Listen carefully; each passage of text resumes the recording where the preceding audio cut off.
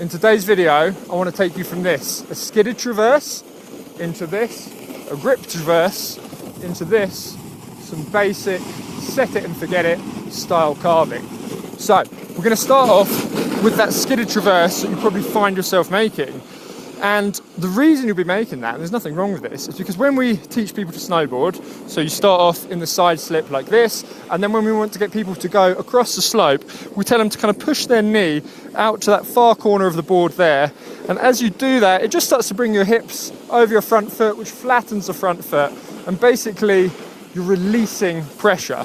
And because this is a release of pressure, the board is just never going to grip.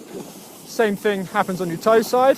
We have the toe edge side slip like this, and then when we teach people to start going across the slope that way, we kind of open up that front knee, which starts flattening the front foot, releasing pressure, bringing the board across the slope like that.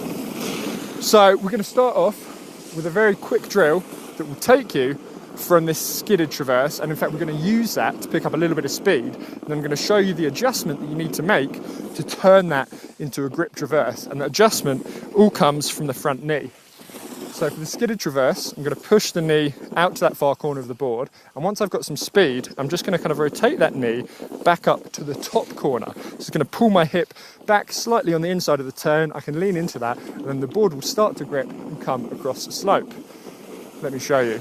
So, knee's kind of pointing out that way, I'm picking up some speed, but then as I make that very small movement there, the knee comes up towards this top corner of the board, and as you can see behind me, the board has started to grip, and I've left that nice thin line in the snow. Now obviously as I do that, I'm going to kill my speed as I come back up the hill, but for the time being, just give that a go, and that's actually a really good thing we want to achieve. So let's just do this now on the toe edge. So, side slip, open up the front knee, front foot starts to flatten, I pick up some speed, but then tuck that knee back in, point it to the top corner of your board, and all of a sudden, you're gripping in the snow with that very, very slight change. The board's going to start carving and pulling you around. So the next step is, rather than using a skidded traverse to pick up speed, when you get towards the end of this carved turn, when you start slowing down, you're going to make the edge change, which is essentially crossing this front knee, crossing this front hip over the board. And then because you're going to be going into the fall line, that's going to give you all the speed you need, and you can just hold that knee in place until you're ready for the next edge change. I've got a little bit of space, let me show you. So, let's start, again, why not, in the skidded traverse, like this. I've got a bit of speed, pull that knee to the top corner of the board, it starts gripping, but now push it out towards the toe side corner. Pulls you round, pull that knee across. As you do that, the hips come over the top of the board. And this is what I call set it and forget it carving, or park and ride carving, because all you're doing is just kind of getting your weight in the right place and really letting the board do the work for you. And what I really like to think about when I'm carving, when I'm doing this basic carving, you're essentially setting the board on a track to either kind of go off on a heel side turn or come round on a toe side turn. And your front knee really kind of guides you through that and also gets your weight in the right place. And what I like to imagine is, if you remember from your science lessons at school, those bar magnets, and when you put the iron filings on them, you get those kind of cool shapes off to the left and off to the right.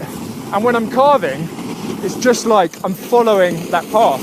So when I come onto the toe side, I get my knee pointing to that top corner, get my hips forward, on the heel side, knee pointing to that corner, hips back. And as soon as I sit my weight in that right place, it just pulls me around on the path of those iron filings. And if I just lean in a little bit, it like puts me out on a really big long path. But if I suddenly lean in a bit more, I'm on a much tighter path. Alright, so I wanted to make this video because I was teaching a client the other day and he had this problem, and with this very small adjustment, we got him going from this kind of skid into this grip and then straight away into carving. Whew, we got that in just in one run, didn't we? So I'm still out here in beautiful Zermatt, and as always, I'm using the Insta360 X3 camera. If you want to get one of these, check out my link down below. I've managed to hustle them for a better deal for you guys if you get that, you get like a free selfie stick that I'm using now and a snow bundle, and not gonna lie, it gets me some commission, but that's what we call a cheeky little win-win, baby. All right.